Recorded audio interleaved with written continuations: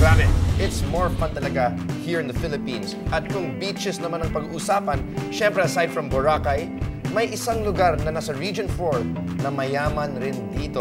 Ito lang naman ang Palawan. Ang lugar na ito ay mas lubos na nakilala dahil sa Puerto Princesa Underground River. Pero hindi alam ng marami, narito ang napakagandang El Nido at Coron. Yeah. Marami talagang magandang beaches dito sa Pilipinas. Grabe, sobrang ganda ng mga lugar na ito. Parang isang paraiso sa lupain ng Pilipinas. At para mas maintindihan nyo ang sinasabi namin ngayon, may isang taong nais tayong ipasyal sa Palawan. Kaya mga kababayan, panoorin natin to. let's watch these. Watch it.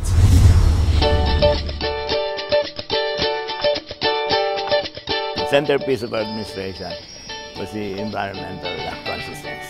When we promised our people sustainable development, sigurado hindi kami pwedeng tumanggap ng mining, logging kasi hindi sustainable yan.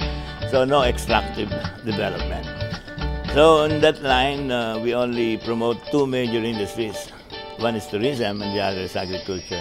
Sa tourism naman, although we have so many white sand beaches in Puerto Princesa and Palawan, pero sa buong Pilipinas marami. Ang isa lang unique destination sa Puerto was the Underground River. So, yun ang sabi ko lang bubuhay sa tourism. Ang problema, I found out na hindi pala amin yung Underground River. It belongs to the national government. So, pinangako ko sa mga tayo na I'm going to get the management of the park. Pinagtawanan tayo, nobody believe you can get a national park. For the first time, after 6 months lang na nilakad namin, the national park was turned over to us by Secretary Alcala. And yun nag-start na yung ating promotion on. Until UNESCO came in 1997, sabi ng UNESCO, if you want to protect the Underground River, at the same time attract tourists, include this in the World Heritage Site. So yun, sinunod ko rin yun. Actually, napakabigat ng mga requirements.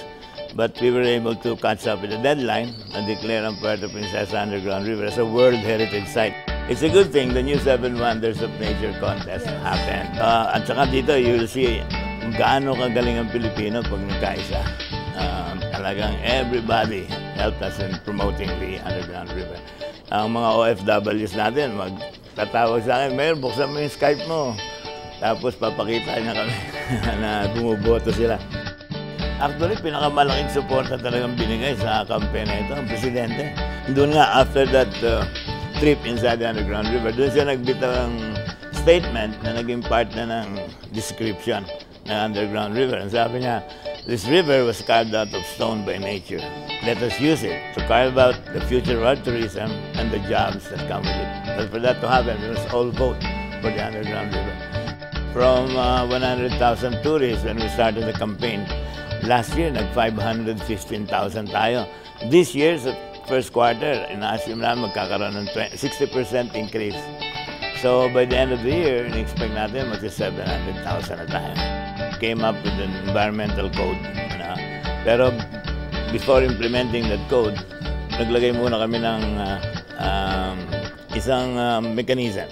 We call this the Bantay Puerto program. May several components yan. One is Bantay Gubat, yung in charge sa ating forest, and the other is Bantay Dagat. Ito yung pinalakas namin. Yun ang kaigihan sa Puerto Princesa. Lahat ng activities sa tourism, we have it. You name it, we have it. So mag-mountain climbing, mag-diving, mag-bisita ng mga whale shark, manood ng dolphins, butterfly, firefly, lahat halos nandoon.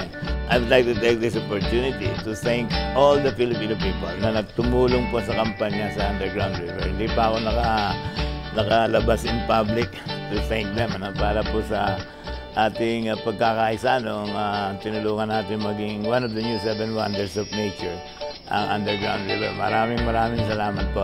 At doon naman po sa hindi pa nakakarating sa Puerto Princesa, yung mga gustong mag-relax muna at sawa na sa concrete jungle, if you want to touch base with nature, come to Puerto Princesa.